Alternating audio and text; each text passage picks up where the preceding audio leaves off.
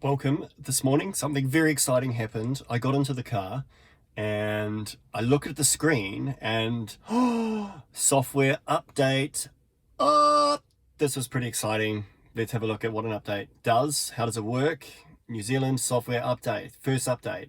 Okay, so putting Wi-Fi into the car, and you can see here my strength has definitely helped. The Wi-Fi router is a dodgy old Apple one that I kind of modified a little bit for range, but there you go. And look at this. Oh my goodness, come in. I wonder if this is to do with my email that I sent or not, but nonetheless, let's run the update and see what happens. And I'm going to just speed this up so you can see exactly what happens during a Tesla software update. 5, 4, 3, 2, 1. Oh my goodness. Starting update. Okay, this is terribly exciting. That was a little bit uneventful. 10 minutes in, the air conditioning went off.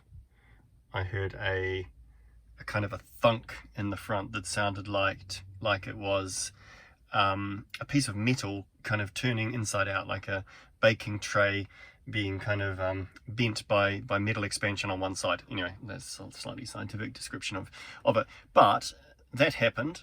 The air conditioning stopped. The lights went on. Oh, now they just went off. Oh, and now I heard like a click, click, like a little, and now they are back on again. Oh, now they're off again. This is exciting. This is kind of exciting. It's your iPhone certainly doesn't go through these kind of exercises when it does a software update. Just while we're waiting for this software to finish, just point out this vinyl wrap that I put on the console here, and it also goes down here. It's basically a fake carbon fiber wrap, but it did go on really easily and looks really good. The main reason I put it on was really, it was only like 40 or 50 bucks, something like that, from the US. The main reason was when I had the radar detector plugged in from here, the cable kind of came out and sort of just went through here, and it kind of got a little bit sandwiched between the two, between this piece here, and it actually caused a permanent scuff in the piano black plastic that just did not come out, and that was just after 2 days. It was scuffed and kind of damaged and faded.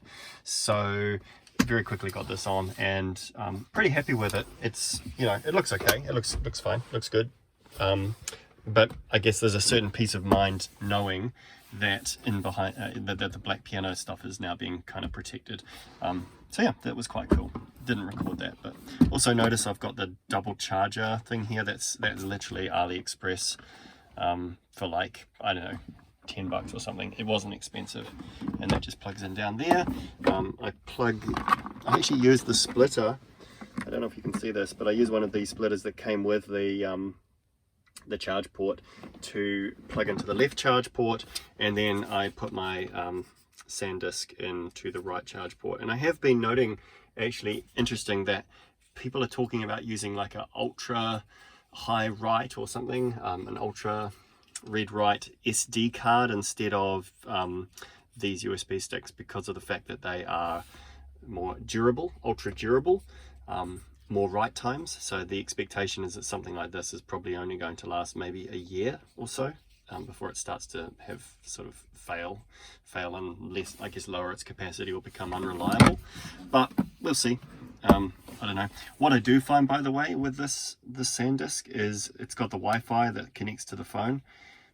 Pretty useless, quite frankly. Really slow at loading the app on the iPhone, and yeah, hopeless really. So I didn't need that. I probably could have got away with a 500 gig SanDisk Ultra something or other, whatever you call it. Anyway, software update still going, so that's exciting. And we wait. There was a little bit of a click and a hiss coming in from underneath the air vents here, as if it was resetting something and recalibrating something, but now it's dead quiet in the cabin. Nothing's going at all. I just remembered also these little stickers, pretty cool. I put them on because every single person that got into the car. Oh, something just happened. Did you hear that? It's like there's a really weird buzzing. It's not plugged into the charger, by the way.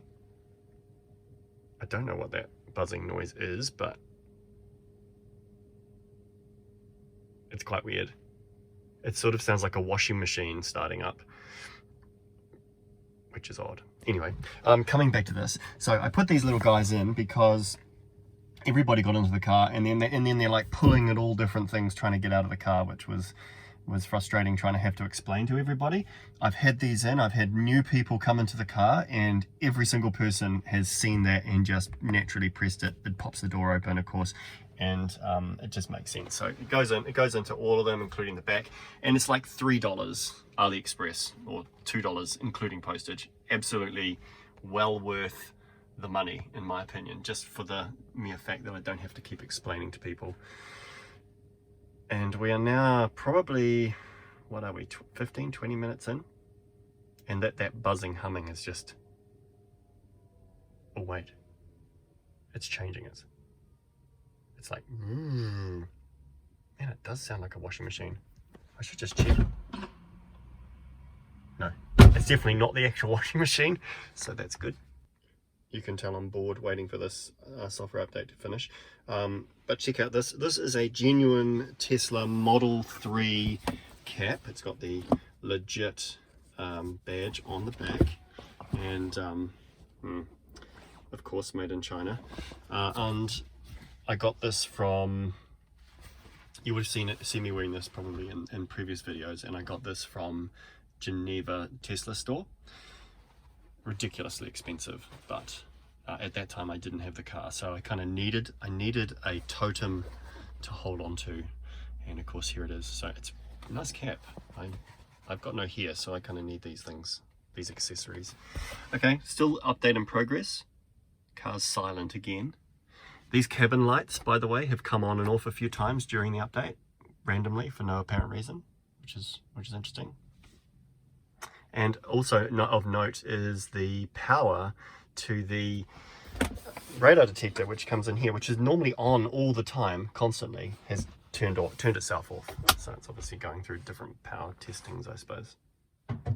Oh my goodness, okay. Oh look, there's power to the USB. So that's pretty cool. Not the USB, there's power to the cigarette lighter. 10:04, so it's been going for about 25 minutes, and I just heard another ka-thunk and then a rattle. I'd love to know what these things are that are going on. So we've got the constant power going to the 12 volt now, which is really interesting. Nothing's changed on the screen, just the clock is ticking away. You know, it's interesting. Like, I wouldn't have thought it would be too hard to put some kind of animation on that software update, at least to sort of, even if it was just a spinning wheel, I suppose it would be something. But maybe they need every little bit of processing power to make sure that nothing goes wrong during the update process. 7 minutes, so about 30 minutes after I started, it just came back to the screen. Oh no, look at that, we're just rebooting. So the message just disappeared. This came up, and now we are potentially in a reboot. I was just pondering while I'm sitting here waiting for that black screen to disappear. It's kind of interesting, isn't it? How even the software update warnings are overly optimistic, perhaps like the founder of the company. 20 minutes to do an update that's now taking probably closer to 40. But that's okay. I mean, you normally would schedule this at nighttime, but it's just interesting, isn't it? I mean, it's usually better to over deliver and under promise, but in this case, that's cool. So we still wait, and let's see what happens when that screen comes back on. Okay, the lights come on. Oh, conditioning started up. We have the T logo. Brief something flashed up there which I couldn't read. All the lights are on. Here we go. I guess this is what you get when you do a reboot. I have rebooted it before. Update complete. Checking the status. So that's cool. It's probably important. What's new in the update? Alrighty, now we're talking. Linking a key to a driver profile. So link a specific key to a profile that allows automatically select the correct driver profile when you're linked. That's cool, interesting. I thought I could already do that, but nonetheless. Chess, which we've seen some of you have already got. Beach buggy racing, great. And media volume improvements, yeah, sure. Dog mode, yeah, don't have a dog, don't like dogs, don't get me started on that. Previous release notes. Okay, so those things are all great and all, but really what I'm interested in is knowing whether or not, let's see what the version is. So it's 2019 28.3.1. So that's interesting. The thing I was interested in is the summon beta. There we go. Hello. So this feature will park while the driver is outside the vehicle. Please note, blah blah blah. Okay, I don't read these instructions. Do you want it to enable it? Yeah, are you kidding me? Yes, I do. Bleeding edge, living on it, right there. Okay, so freezing outside, but we've got the summon function, so we're just going to try reverse. This is a good use case scenario. So I'm just pressing and holding reverse. It's flashing and beeping. There it goes. It's rolling out of the garage into the rain, and what's going on? Okay, that's good. So just check that it's going to stop, because if you look over here, there is a main road, so we don't want to do that. So we try a little bit more reverse. Someone is stopping. It's now just sort of. Oh, hang on. I'm going to turn my Wi-Fi off because the Wi-Fi in the house is not particularly good out here. So I'm just going to connect. Unable to connect to the vehicle. So we'll try that again. So it's half done the job. Connecting to vehicle, here we go, and reverse. Someone just walking by, here we go, away it goes.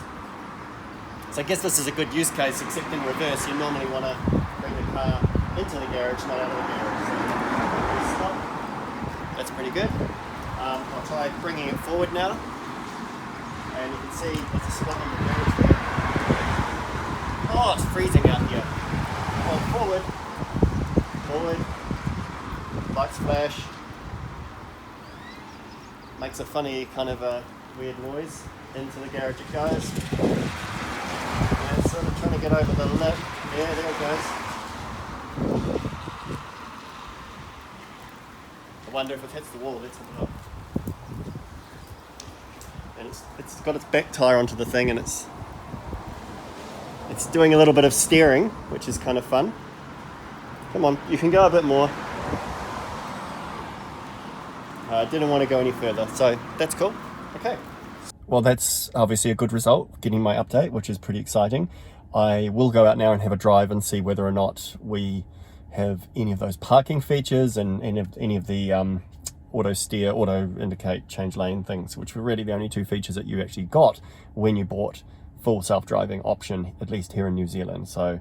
And I'm fine with that. I'm an early adopter. I don't mind the fact that there's just a couple of things. It's just I didn't have them on day one, so that was obviously disappointing. Let's do that, and maybe I'll come back and let you know how that went. Okay. Steer left, steer right, brake, continue, sure. Activate your power slots, yeah, okay, yeah, whatever. No one reads instructions. Yes. Oh yeah, so that is great. Look at that. I like how it's